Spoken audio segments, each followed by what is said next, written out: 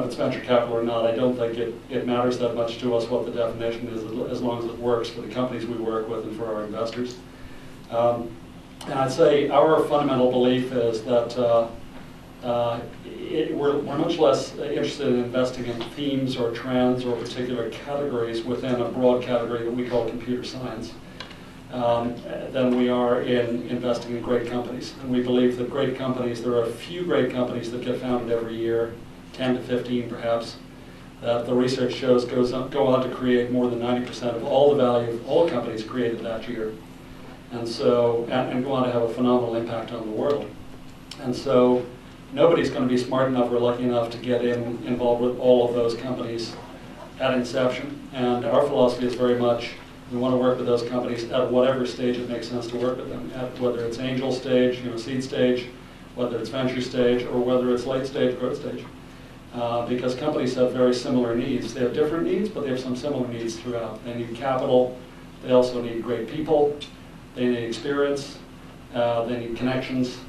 And a good firm, a good venture firm, can provide those at all stages, not just at very early stage or the classic venture stage. So I'd say that's the philosophy that's really motivating us. It's not unique to us, but we're perhaps taking a different spin on it than we did before, than firms did before, and maybe getting some imitators in the process. But imitation is the sincerest form of flattery, as they say. So we'll take that any day. But we're participating as well as leading. It's been a pretty wild 10 years. We started out in the sort of the late stage of the bubble, and the reason we got started was that we had come from a variety of entrepreneurial backgrounds and saw that the entrepreneur venture world was changing pretty dramatically. Actually, it was Craig Johnson of Venture Law Group, great man, who was the godfather of Garage, who saw that there was in the late 90s a tremendous shift in the evolution of venture capital, and had gone from a relatively straightforward club to a global phenomenon.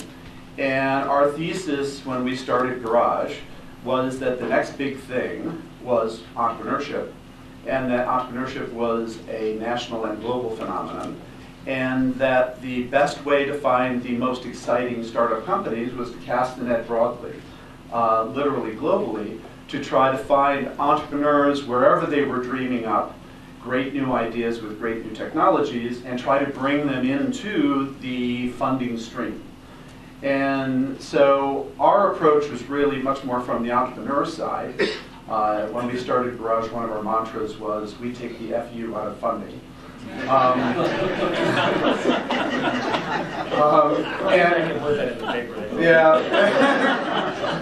I know, we didn't put it on our website either, but nevertheless, it was, that was the idea, that there were entrepreneurs springing up all over the world, and we, less as investors and more as partners in entrepreneurship, wanted to find the best entrepreneurs and help them avoid all the mistakes that we made as entrepreneurs earlier in our careers. And then through our network of relations with the venture community, help them get the funding, get the support, get all the help that they needed to build great companies.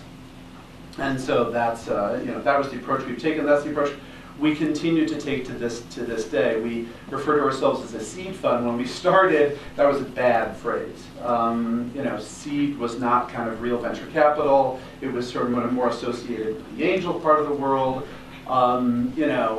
Real men didn't do seed. I don't know. It was very kind of, a funny part of the ecosystem. It's interesting now that for a whole bunch of reasons we can talk about, seed is the hot spot in venture now. And in fact, to some extent, we've been hoping that we could actually, to your point about John's firm, we've been hoping we could just kind of wipe out the phrase venture capital and start all over again, because right now the LP community hates venture capital. So the big institutional guys don't like venture capital. It's all the other players in the ecosystem that are generating all the energy right now in terms of what we call the super angels. I'll channel my Jeff Clavier for a second here.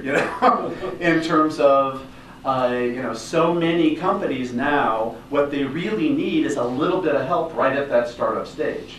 And God bless that they migrate up into the big times and have the potential for becoming one of the few multi-billion-dollar companies a year that get started. That's great. But in terms of sort of where you have to make lots and lots and lots of bets and lots of plays down at the seed level, that's where we need the energy and the money and the talent to help get these things started, so that again, with good luck and good fortune, they can migrate up to getting a chunk of money and a multi-billion-dollar exit. Time for this topic, I think, because of both the LinkedIn IPO, the Groupon filing, lots of discussions about valuation, what are the opportunities there. But when you're looking at the companies in your portfolio, how are you addressing that question with them? And is there a single way to really address that question?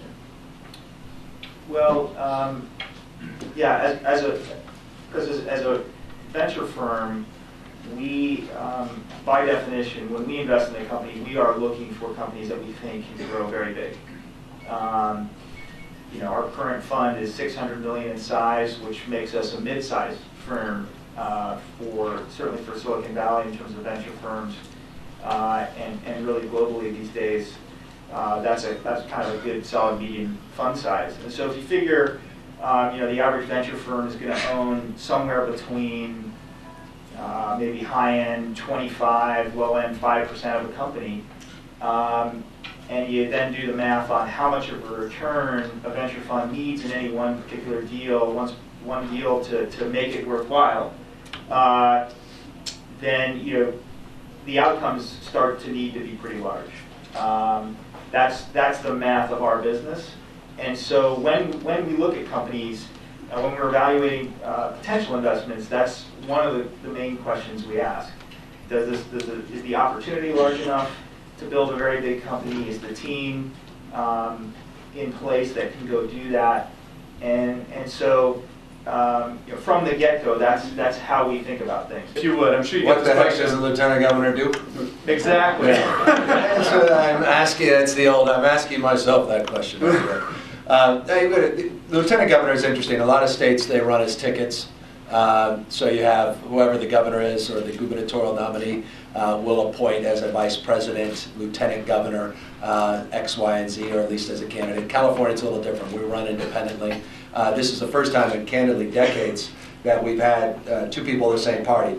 California tends to have, at least in the last half century, Republican governors and Democratic constitutional officers in every other seat, notably lieutenant governors. So you've always had this friction between the lieutenant governor's office and the governor's office, particularly in four key areas, because the lieutenant governor serves as chair of the State Lands Commission. So if you care about offshore oil drilling, onshore oil drilling, mineral extraction, you care about rivers, lakes, streams, you care about anything happening 3 miles off the coast, the chair of the State Lands Commission will have some influence. You sit on the UC Board of Regents, CSU Board of Trustees, you sit and serve as the chair of the Economic Development Commission, and perhaps more than anything else, I think that's the impetus for the invitation today, is my responsibility and role to focus on jobs and the economy, a role, candidly, that this state has not advanced in any significant way, nor has previous folks in the Lieutenant Governor's office. It's not a critique, and there's a reason for that. It's an observation. And so those are the roles of the Lieutenant Governor.